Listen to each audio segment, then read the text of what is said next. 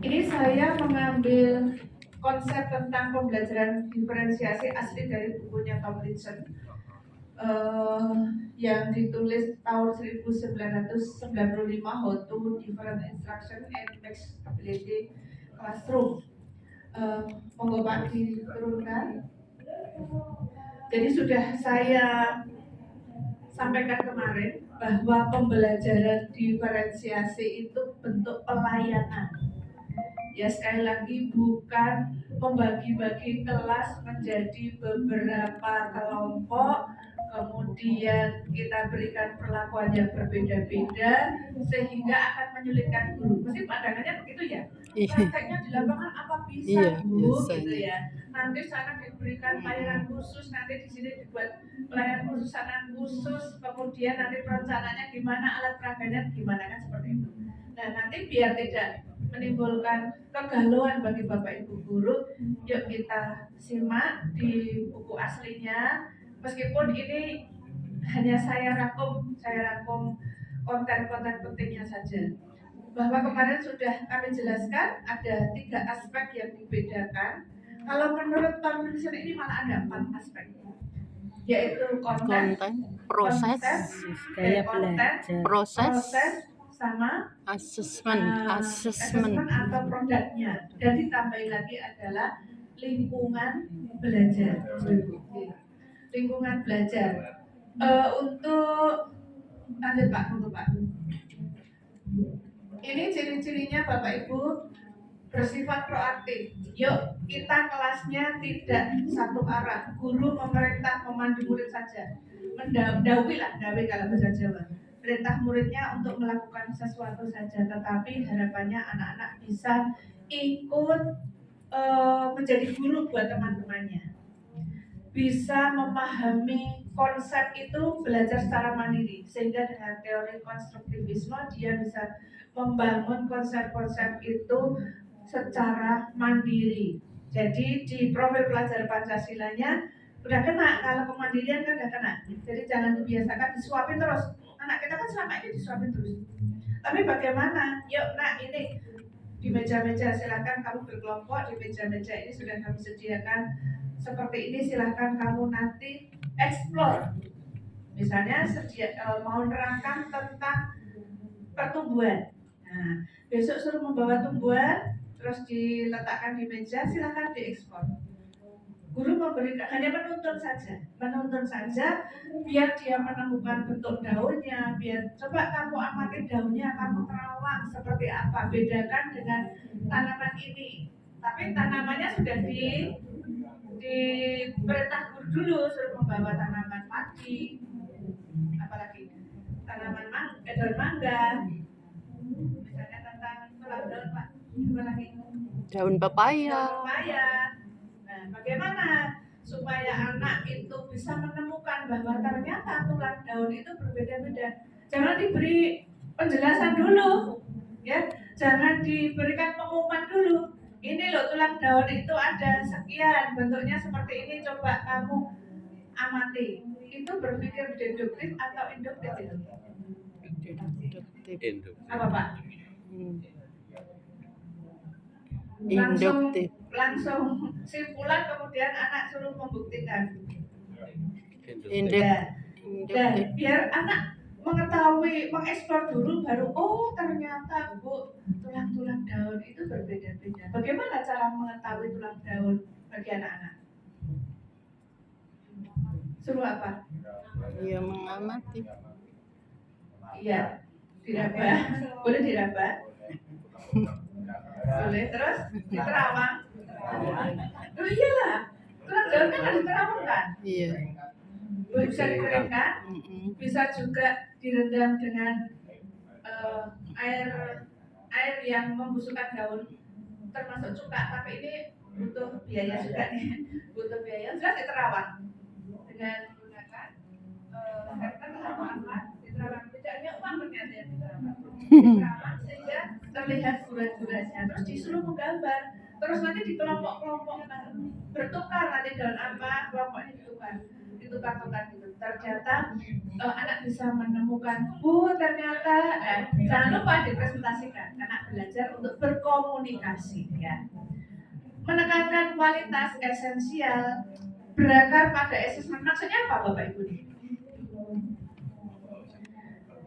Kita ngajar dasarnya hasil asesmen. Asesmen apa? Asesmen awal. Selain itu asesmen apa lagi? Mungkin asesmen formatif. Loh, kok tak asesmen kok hasilnya kurang, berarti saya ngajarnya kurang baik juga. Makanya kita ngajarnya berpijak pada hasil asesmen yang sudah kita berikan kepada anak-anak. Berbagai pendekatan seperti kemarin saya contohkan, dan banyak sekali Bapak Ibu pendekatan model jigsaw, model star, model apa lagi? TPG. Menjodohkan, match ya, banyak sekali ya yang bisa dikembangkan di sekolah-sekolah. Nah ini yang perlu kita lihat kembali ke sekolah. Sudahkah guru-guru melakukan hal semacam ini? Jadi nggak pesimis ya Pak Bar ya, Pak Barmanto, Barmati, ya nggak boleh pesimis, kita harus optimis. Kemudian jelas berorientasi campuran individu dan kelasika. Lanjut Pak. Ini bisa dimaknai Bapak Ibu, ada yang mau dibahas? Bisa dipahami semua ya? Pengajaran yang responsif. Nah, pengajaran yang responsif. Kita ngajarnya tidak hanya menyuap botol ini diisi air, tetapi harus bisa memberikan beberapa pertanyaan pemantik ya Pak ya, karena kita ngajarin guru gitu ya. Biasakan selalu memberikan pertanyaan-pertanyaan pemantik sehingga responsif ya, anak bisa memberikan respon ya. Anak-anak, saya membawa warna merah sama warna kuning. Kalau misalnya ini kalian campur akan menjadi warna apa? Pasti anak-anak tergelitik. Wah, penasaran. Coba kamu apa? Merah sama biru misalnya. Jadi apa? Nila. Merah biru. Hitam. Mungkin ada yang jawab pink Bu, gitu ya. Mungkin ada yang jawab warna-warni. Ada yang menjawab warna-warni. Yuk, sekarang Bu Guru tidak akan menjawab. Silahkan kalian coba. Apa yang akan terjadi? Jadi anak merespon. Makanya kita pandai-pandainya memberikan stimulus teori stimulus respon SR. Siapa tokohnya itu? Teori stimulus respon. Ada juga teori trial and error. Jadi mencoba. Apa Pak? Sebenarnya juga mata. Berarti sama ini. Rasanya kacamata saya isolasi.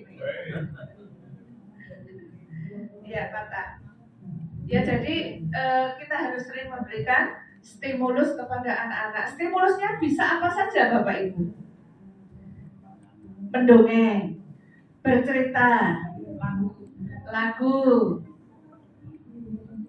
Gurunya tergopoh-gopoh membawa boneka, membawa kardus besar. Isinya apa ya itu ya Pak Guru, kok pagi-pagi bawa boneka, bawa kardus besar, bawa botol, bawa apa? Itu bagian dari stimulus. Apalagi stimulusnya? Grafik, gambar, dan lain sebagainya. Video ini bagian dari stimulus ya. Jadi kita selalu memberikan stimulus supaya pembelajaran itu ada respon positif dari anak-anak. Cukup ya? Lanjut, monggo. Nah ini ya kemarin saya sampaikan, mengisi lembar KW. Pagi Bapak Ibu Guru ajak anak-anak, yuk kita mengisi lembar KW. Di papan tulis aja. KW. Manfaatkan sticky note. Kalau sekolah-sekolah bagus, anak-anak ini suruh jajanannya disisihkan untuk membeli sticky note. Jadi gambaran ini sekolah bukan disediakan sekolah, mohon maaf biar bosnya agak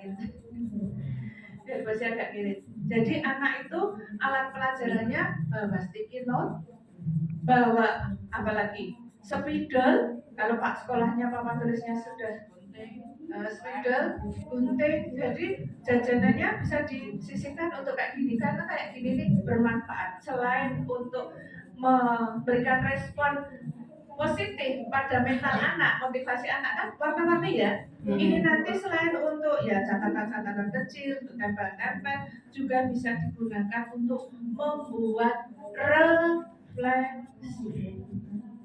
refleksi. Jadi setiap pembelajaran ciri kurmer ini salah satunya adalah membuat refleksi. Bapak Ibu sudah masuk ke PMM? PMM kalau nggak membuat refleksi kan nggak diterima. Ya, makanya harus melakukan refleksi. Buat papan tulis, ya, papan tulis buat kolom 2 KW atau mungkin kertas-kertas seperti itu. Hari pertama masuk, hari kedua masuk, topiknya beda, beri kesempatan untuk mengisi lembar KW. Boleh di depan, boleh di bukunya masing-masing. Kalau dulu anak-anak selalu suruh membawa buku buku apa ya? Yang dimiliki anak-anak itu buku apa? Bukan, maksudnya buku yang untuk catatan sehari-hari. Tugas, buku tugas. Keliling. Ya. Nah, sekarang boleh buku untuk refleksi dan ini. Jadi di awal yuk tuliskan KW apa yang sudah kamu ketahui, topiknya apa gitu ya. Topiknya apa? Misalnya kelas berapa nih? Kelas 4 tentang, saya sudah nggak hafal nih materi-materinya, tentang ya IPA lah, misalnya IPA tentang pencernaan makanan. KW tulis di situ. Anak suruh menulis. Besok lagi tentang apa, materinya apa, KW, materinya apa, KW. Sehingga anak-anak itu akan semakin hari semakin termotivasi untuk belajar. Karena besok ditanya Bu Guru apa yang sudah saya ketahui dan apa yang saya ketahui. Berarti merangsang anak untuk mempersiapkan diri belajar di rumah dulu. Brainstorming apa nih Pak? Itulah gagasannya. Pretest, kemudian jangan lupa di awal semester biasakan kelas punya kontrak belajar. Kalau sekarang istilahnya apa Pak? Kesepakatan kelas. Bahkan ada yang mengatakan keyakinan kelas, ya keyakinan kelas. Disepakati bersama sehingga bocah sing dendeng disepakati. Wah, aku udah punya murid sing dendeng ini. Dendeng itu bahasa apa ya Pak?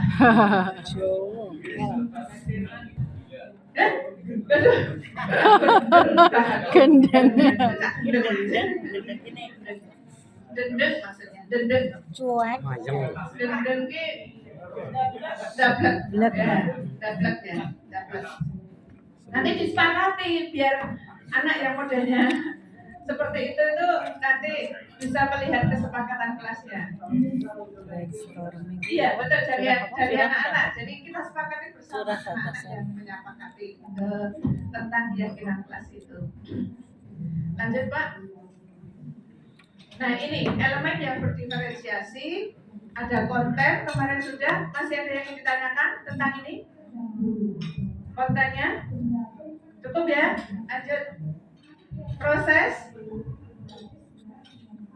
Ada yang mau ditanyakan?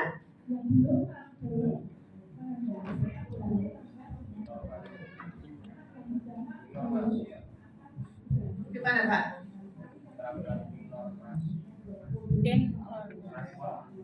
Oh, karena ketiknya aja ya. Informasi N-nya kelewatan.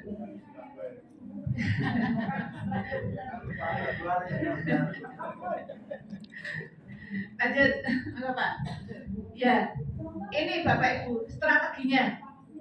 Strateginya boleh pilih ini banyak caranya. Berdasarkan kesiapan bisa Bapak Ibu mengajar dengan model diskusi level dengan pertanyaan yang berbeda level kesulitannya. Ini uji kognitif, Bapak Ibu tolong bisa disimak nanti biar tidak miss di sekolah sana saat mendampingi. Bu, apakah diferensiasi proses produk konten itu harus dilaksanakan bersamaan? Biasanya kan ada yang tanya begitu. Nah, makanya di sini nanti akan saya berikan beberapa contoh. Jadi tidak harus, ini berdasarkan kesiapan. Kesiapan diberikan beberapa pertanyaan yang beda levelnya. Untuk siapa? Untuk yang level low, medium, dan high. Kemudian tutor sebaya menjelaskan teman yang mengalami kesulitan. Nah ini, jadi kalau dulu saya menyarankan setiap kelas harus punya asisten guru. Biar senang, bangga anak itu jadikan asisten. Biar tidak ganggu, biar tidak ramai, jadikan asisten kelasnya. Senang nanti asistennya ada 4. Bukan berarti suruh menggantikan pacar, enggak. Tapi asistennya, yuk baru. Ini kayak saya punya asisten baru, meskipun tidak digaji. Bapak senang nggak kalau suruh bantu saya begini? Ini di sini sih senang coba kalau ada anak, ya anak-anak. Ikut terus ya Kak. Sudah saya tetapkan. Siapa yang besok mau menyusun jadi asistennya Bu Guru? Ya berubah, harus menguasai materi ini. Ya, menguasai besok konsep tentang pecahan. Siapa yang pengen menjadi asistennya Bu Guru? Buat digawe sertifikat kecil aja lah. Dari kertas-kertas apa itu? Didesain yang sederhana, di print. Siapa yang pengen menjadi asistennya Bu Guru? Besok menguasai materi tentang pecahan. Memotivasi anak untuk belajar nggak? Bagi anak-anak yang termotivasi. Nah, besok mendampingi teman-temannya, menjadi asisten di kelompok-kelompoknya. Berarti sebagai tutor Sebaya. dengan senang hati. Terus tugas pagi Pak, masih ingat sarapan pagi? Ya. Sarapan pagi, jangan dihilangkan sarapan itu. Jadi sarapan pagi bisa diberikan bergilir atau kepada asisten-asisten guru. Jadi punya buku, nanti gantian asisten. Kemudian soalnya bisa entah itu soal, entah itu tugas sederhana, entah itu perilaku, berikan ke anak-anak. Besok pagi harus membuat yaitu pertanyaan tentang soal tentang kegiatan pagi hari. Suruh datang lebih awal. Dia menuliskan di papan tulis. Tidak usah banyak-banyak, 5 saja. Jadi dituliskan di buku itu. Asistennya ya, bukan berarti terus gurunya pengen pena, tapi juga untuk melatih anak-anak. Senang nggak Pak punya kenangan saya pernah jadi asistennya Bu Is? Iya senang. Meskipun dan malam pasti dia juga mempersiapkan. Coba Bapak Ibu, budaya ini biasakan. Ya budaya ini, note ya, di note nanti untuk bahan pembinaan ke sekolah-sekolah atau pendampingan gitu ya. Kemudian tugas dengan menggunakan RAF. Apa ini RAF ini?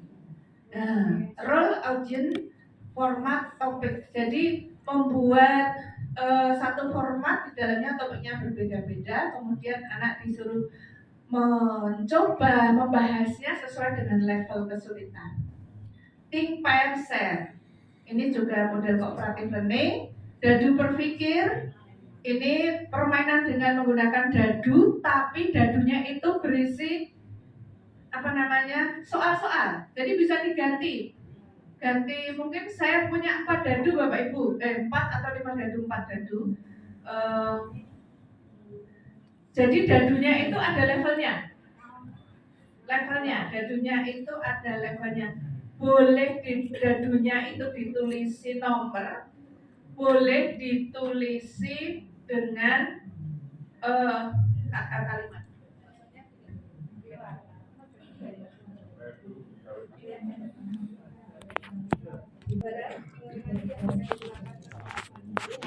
Jadi buat dadu